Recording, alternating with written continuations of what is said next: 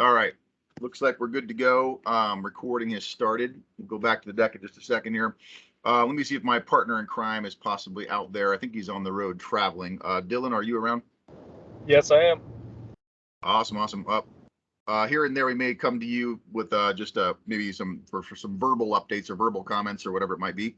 But I'll guide and drive the deck from here. You can just focus on your own driving of your car, so as it were. All right. All righty, guys. All right, so guys, again, happy Friday. We are. It doesn't quite feel super summery yet. I think it's a very. It's kind of a little bit almost like winter, right? A little rainy, a little drizzly out there. Maybe we'll get some better weather as we go along here. But one thing, one thing is as far as an analogy on that front, one thing that's still kind of raining in or raining down our clients. And I think maybe you guys are feeling that. We've got 13, 14 offices that are open. And each day we are usually end with north of 40, 50, sometimes 60 to 80 appointments per day. And right now, some of those are still tax notice services letters here and there, but the majority coming in are still people who are doing different returns or wrapping up returns that are needing to get filed and paid and filed, as it were. So it's great business that we're still seeing right now. We're averaging about, I think our lowest day so far, aside from Sunday when we're not really open, but our lowest day so far right now is about 50 paid returns, which is for the month of May. It's a higher pace than a standard. And I say kind of standard year just because, of course, the last 2 Mays, we've been in the midst of actual tax season with it being fully extended. But right now, if you think back to I think back to 2019, we're definitely in that sort of a camp right now where we're averaging quite a bit more returns per day than we would average in typical first week of May. Thinking back, 2 years pre-pandemic days.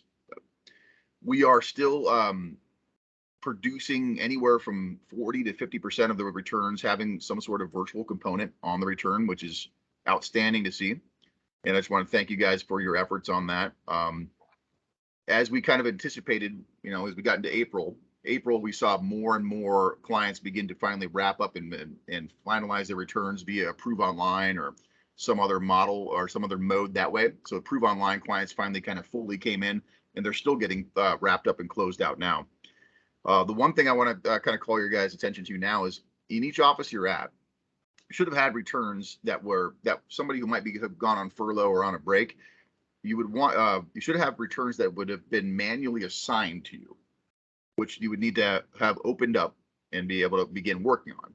That's not necessarily in every single office, but some offices that were closed and funneled in to another office that's open. If it was the case, there should be some returns here and there. Again, not 100% of the time, but should be some returns that did funnel in that would get assigned to those that are active right now to help continue wrapping up those client returns. And if you're in an office that's an open office for preseason, and we have returns that are sitting there that are done, they're just waiting on payment. What I would ask is that the intent and the goal with those returns is to have an Approve Online sent to those clients, Approve Online link. They may still choose to come in and pick up and pay, but sending them the option, especially if it's done, ready to go, of an Approve Online link, so they don't have to come into the office, should still be a very much like top of mind and very much a priority that keeps us on the right track as we're going into fiscal year 23 and beyond with our different goals of serving the clients both in person, but also giving them the outstanding convenience of Approve Online for them to wrap up at home too. The one thing I do see is that, and I think you guys feel this too, is that oftentimes when we do actually get them to walk through the door, then it's almost more of a guarantee that they're going to wrap up and pay. And so I think that our business culture is one in which I understand that and I see that, and I know that sometimes in our offices it's better to be like, oh, just get in here, and then we'll handle it. Figuring out how to get those two kind of mesh together and have it be where we can have the clients effectively and timely close out at home is going to be the key to success, both in the present, but also I think for the future of our business as we keep moving along. So finding a way to have them actually convert and close out while at home instead of relenting and being like, all right, just come on in and we'll have you sign and do everything here. I think is the secret sauce that will really measure success as we move forward here. So with that being said, let me pull up our kind of just a quick PowerPoint again, and again we'll share this out after the call for everyone on the call today too. All right, so preseason 22, everything outside of tax season.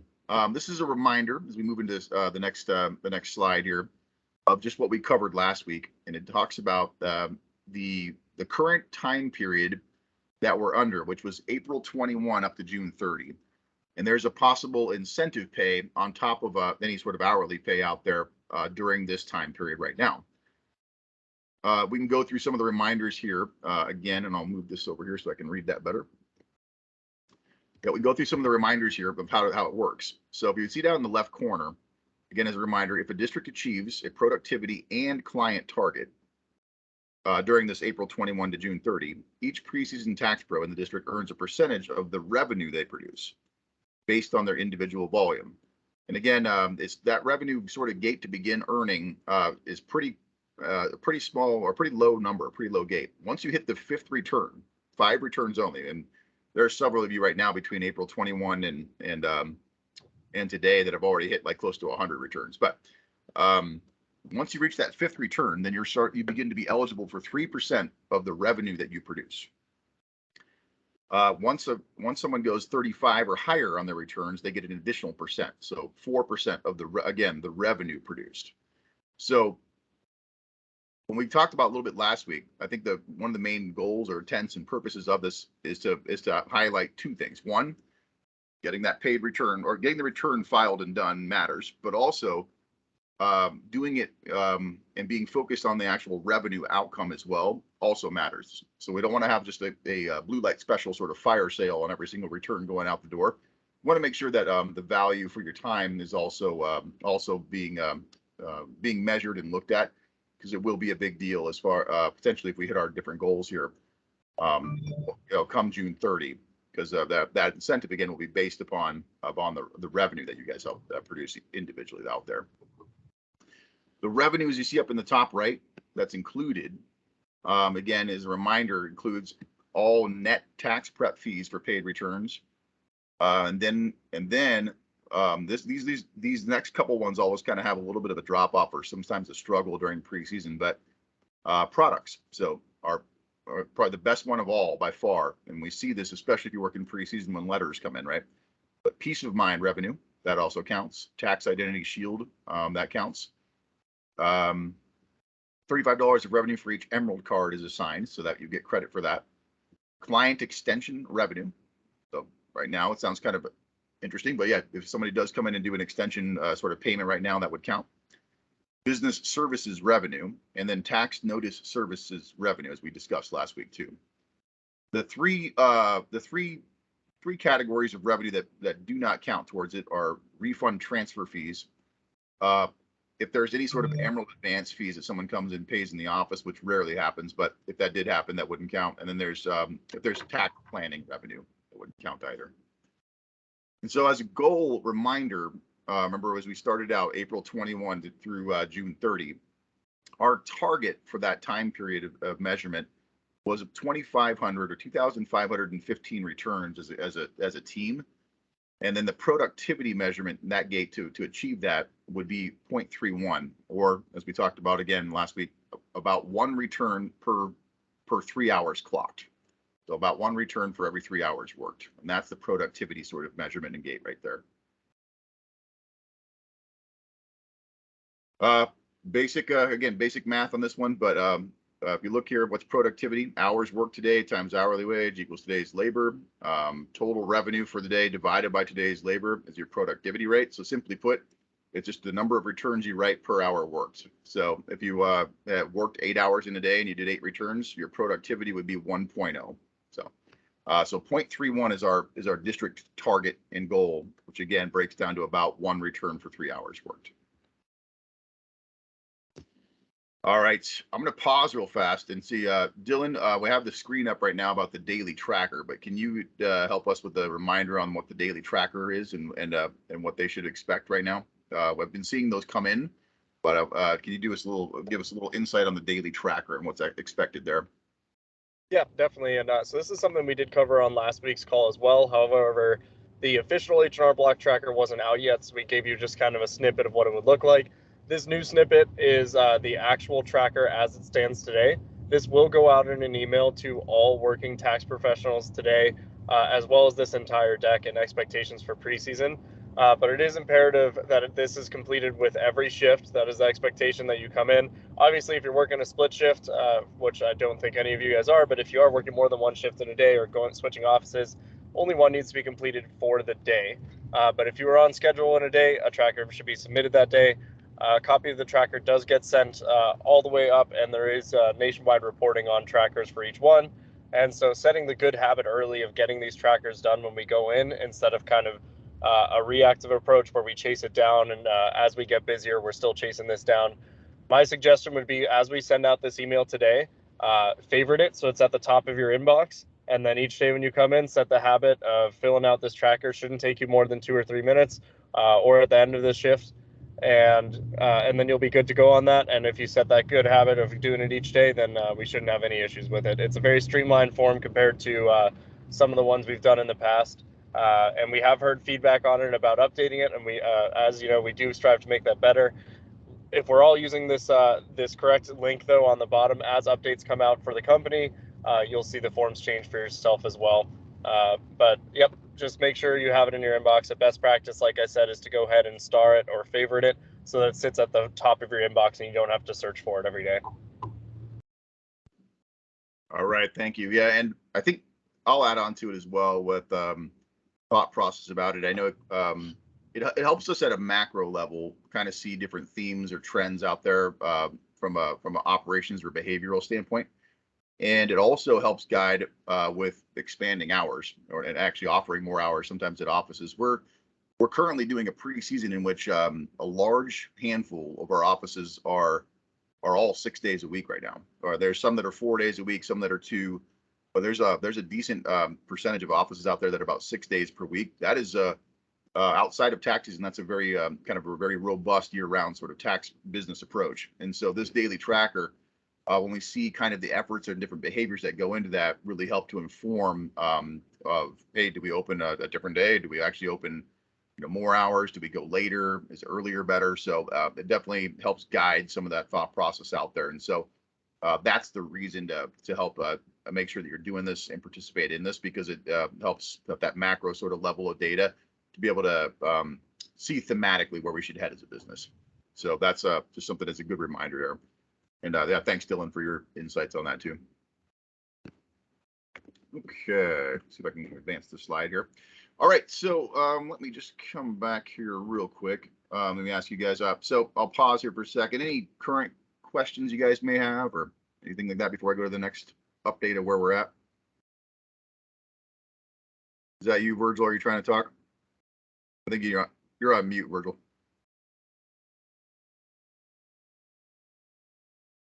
Okay. Is there a way that we could get a printed version of that so that we can track it during the day instead of trying to remember what we did? Good question. I'm sure there is. I think let's see. I'll tell you, we'll go in and see if we can get it to where we expand each question and then look and see if we can screen grab that and print that. It's a good question. Yeah. If nothing else, we can certainly just copy and paste the questions so you know what you're looking at and turn that into a one-page PDF. Yeah. Anything like that would help. Awesome. Yeah. Great feedback. Yeah, we can make that happen for you. Virgil, but that's not virtual like we've talked about. No, I like it, man. That's good feedback there.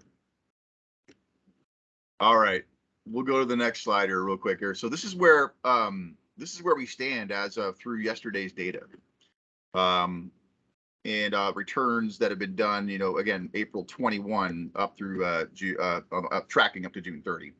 So that first box there, right out of the gate, data through May 5 yesterday. We've completed 750 returns during that time. And so that leaves us right now with 1,765 to go to get there by June 30. What I did earlier was pull up and it said, all right, Google or Siri or Alexa or whoever you want to ask. I said, kind of how many more days are there until June 30? And so what I see here, at least if my, the Google sort of machine here is correct, is we've got about 55 days until June 30. 55 days, 1,765 returns divided by 55 days. It's about an average of about 32 returns a day on average. Right now, I'll tell you that the best thing I'm seeing right now is that the lowest day that we've had so far, aside from Sundays, which you need to probably remove from that measurement, but is around 50 returns. So that's good. And we're definitely above that 32 average, and we're staying up above 50 returns and higher.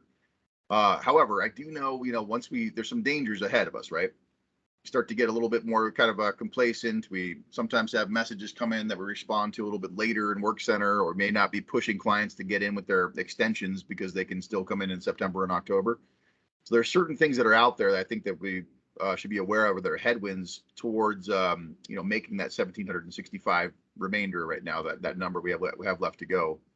And so I just want to encourage everyone to stay very much, again, I guess an analogy is pedal to the metal on this, and stay very abreast with your clients as well about their questions or different stuff that they might be sending you in Work Center or emails or anything like that, to be able to track to get them done, filed, and paid timely versus kicking the can down the road. Because that average per day could start to waver if we don't stay kind of really all committed and all after this as a team together. Right now, you'll see right there about 29.82, so about 30% towards the goal, so almost 1/3 of the way there. And business is staying steady at the moment, but it's going to take everyone on this call to stay focused, keep our heads in that right space, because to get there together and have everybody eligible to achieve that incentive pay, we've got to hit that number, and that's 1,765 more to go. But obviously, the other gate that's associated with it is the next screen here, and that is from April 21 through yesterday. Where are we at on our productivity measurement? And if you remember, the goal on productivity was 0.31. Right now, we're up at 0.34, so we're ahead of pace right there. And the last 7 days are showing that we're still ahead of target at about 0.33. So we're in a decent space at the moment, but definitely going to have to keep sort of a daily eye on it. And what you'll see then from myself or Dylan beginning, this next upcoming week, is we'll send you a daily snapshot about how we're doing in your guys' emails. That way you can get a sense of like, are we both at the productivity level as well as are we proceeding forward on the return count goal that we have as well. So, because again, I go back, if we get to that final one of 1,765 more returns by June 30, along with staying above the 0.31 productivity measurement, then that will then equal incentive pay for everyone based upon the revenue that you've taken in. All right. Quick reminder that we talked about last week, and these were just kind of simple setting up the preseason, just quick, open them up and like go through them, different badges to take. And I know that you guys, many of you got these all done and knocked out and accomplished, and I want to say thank you to that. But as we know, badges are pretty quick. You open them up, you kind of read through some of the main bullet points, and you just get a sense of what it's talking about. But we do have some preseason actual course training that has finally loaded for us. We alluded to it last week, and now it's finally gotten here. This is a quick snapshot of the classes, again, that we'll be emailing out to you here. But this is ones that I've completed, Dylan's completed. They're good. They do have an inkling component as well as different videos to look through to make sure that the communication of what the stated intent of the training is will be pretty clear to everyone on the call here. So one is around virtual tools for fiscal year 23. Small business is another topic. The overarching theme of this is what we call Q4 to Q2 training. And what that means is Q4 is with the new fiscal year, the way it runs, Q4 is April, May, and June, I guess. Then you move into Q1, which would be July, August, September. And then Q2 is October, November, December, if my months are correct there. And so this training there, the FY23 Q4 to Q2 training, kind of talks about the goals and purposes behind April all the way through December. And so that's part of this required training that we'll be rolling out to you here. Two other things: productivity and contribution margin will go a lot into what we just talked about from how many returns per hour worked to be able to achieve. And then lastly, the product attach and the tax notice services will be part of that upcoming training now as well for everyone on the call. There's a quick clarification because I've heard one or two folks that wanted to chat about this, and this is around the preseason team. And again, for those that are going to remain on a preseason team, we ask is that your June 15 is your CE credits deadline. If you do have a challenge potentially with that, we're fully able to chat with you one-off, no problem right there. But June 15 is for this kind of robust, top-notch, top-flight team is your date for completing CE credits. And so if you do have something that maybe there's a reason why it can't happen here or there, definitely will be wide open to talk about it. But let's definitely talk about it. Let's not have it go past that. So just make sure this is on your radar as well. As a reminder, how to browse for training. This will be part of your slides as well. This will just show you in Block Academy how to go browse for different training and different courses you can take that'll aid you or assist you in your kind of path down that road there. Reminder again from last week and ongoing, we'll continue to remind on this. We're averaging about 40% or 4 out of 10 returns each day right now, which is pretty static to what we averaged in tax season. So we're about 38 or almost 39% in tax season. But the goal of 30% as far as a virtual component goes, on July 1st moves to 50%. So half your returns. So our district goal is going to be a little stretch target on top of that. Beginning July 1st, we're going to still be we'll be looking at 6 out of 10. And that can take place with, as we talked about, Approve Online. A client does a video consultation. We've got the MyBlock component where they upload a single file to MyBlock, and then digital drop off as well. So you've got all those different virtual components, and 60% will be the goal for our district beginning July 1. So we'll be keep pushing with everybody. With everybody one by one to be able to remind you where we're heading with this, but also to ask you for some high level performance in the virtual space still. I'll do a quick pause here, and because some of this will end up being repeats from last week, so we'll send out the deck on that. But I'll go to see if there's any kind of Q&A right now before I go to kind of the expectations slide at the end here. So, are there any Q&A stuff going on right now, or questions that you guys might have out there? Where is my screen? Sorry. Here we go. All right, looks like it's all good, all quiet on the Western Front for the moment for that. So let me just do a quick wrap up again, and we'll send this out for you guys to your email to have a good sense of what is upcoming and what's being required right now. Where is my screen? Now.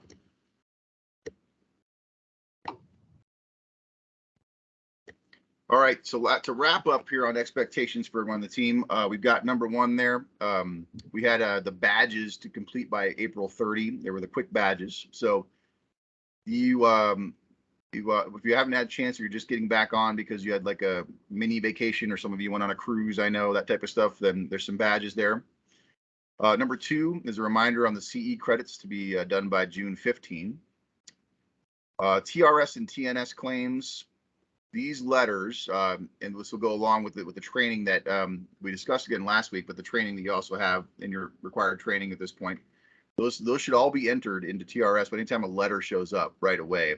And the discussion with the client should be that we will receive payment for that. Now, the way that this will work is if there's a TRS issue there's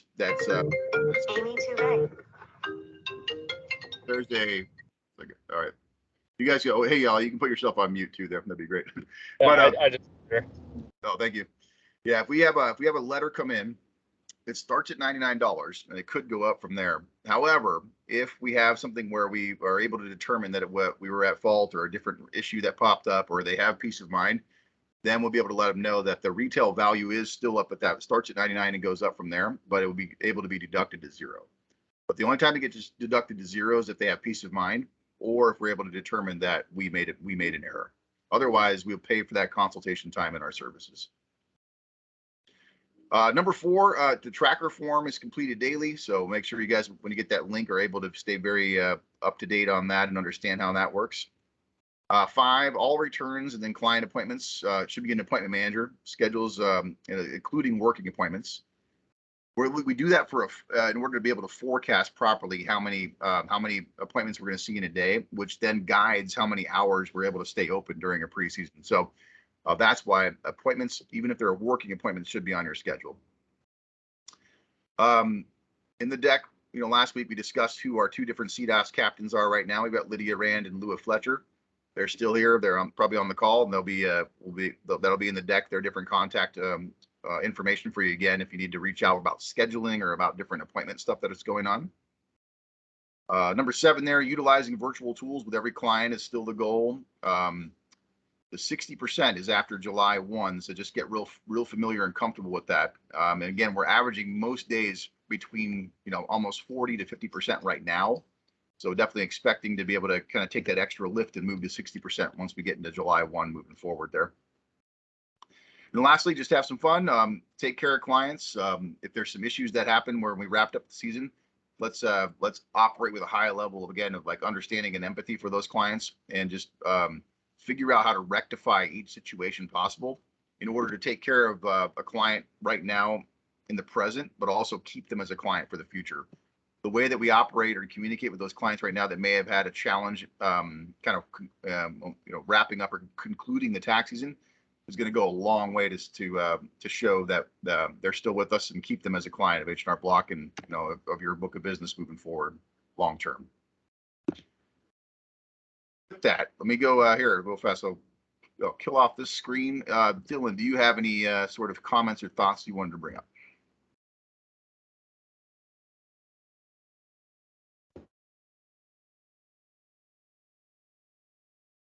See my I'm on mute here. Dylan, are you there? All right, apparently not. Scott, I see you smiling. Any questions or thoughts from you? Yeah, I've got one issue with the TNS thing. Yep. There's no way to put something into TNS and not charge the client because the IRS made the mistake. I'm not going to charge clients because IRS made the mistake. Yeah, I agree. And that's been an issue with TNS since the very beginning. And IRS makes a lot of mistakes these days.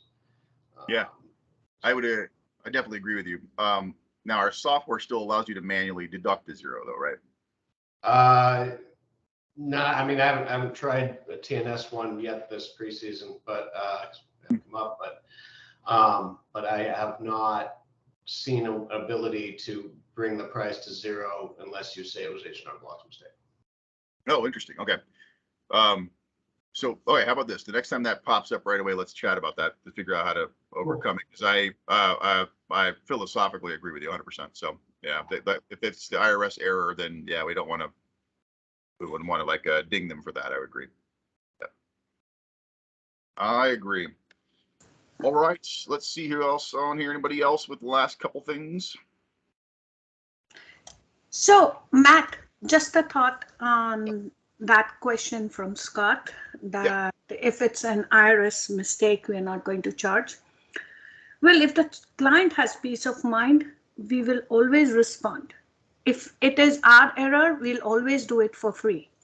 The purpose of getting the peace of mind is like if the IRS sends you a letter for any reason, whether it's their mistake or anything, we will charge you $99. I think why won't you? It wasn't your mistake, right? Why are you working for free? Client didn't do anything wrong. Client didn't do anything wrong. They shouldn't have to pay for that. Yeah, how about this? We won't do the debate here in this on this forum, right? So, but I do like that. I understand both sides of it. What I'll say is I'm inclined to go with Scott's take on it for the moment, right? So, but let me look at the data a little further. But this wouldn't be the spot for us to do the debate back and forth. Okay. But good questions both ways. So thank you on that. All right, let me look at something else here that came in. Okay, Karen has a question about taking classes while working. I think that you're probably just thinking about two ways, right? You're probably thinking about assigned training from Block Academy for preseason, and then there's probably CE stuff. So yes, CE's like a choice that someone make that's gonna be on their own time. Block Academy assigned training, you can take that whenever. Oh, thanks. That was Kathleen's question. Sounds good. No problem. Yep. All right. Looks like we have a few last couple comments. I think we're good there. Thank you guys again. We're on a good track right now. 750 returns in the last week or so is quite a bit of returns to have already banked. The 1,700 or so left to go is about, again, 32 returns per day on average. That does count Sundays, so I think you probably want to scale up a little higher on the return count per day. We are averaging, again, right now, the lowest is about 50 returns, 50 per day. And we'll kind of take that sort of average to maintain that and really stay on track. But great productivity and a great way that we're heading into May right now fully, and then hopefully carry that into June. Thank you very much. And I see my daughter's trying to say hi here too. But I will let you guys have a great rest of your Friday, and let us know if you got any questions on that front. Thank you very much, guys. Oh, right when I make it back in. All right. Thanks, Dylan. We'll see you there. Yep. Bye. See you guys. No worries.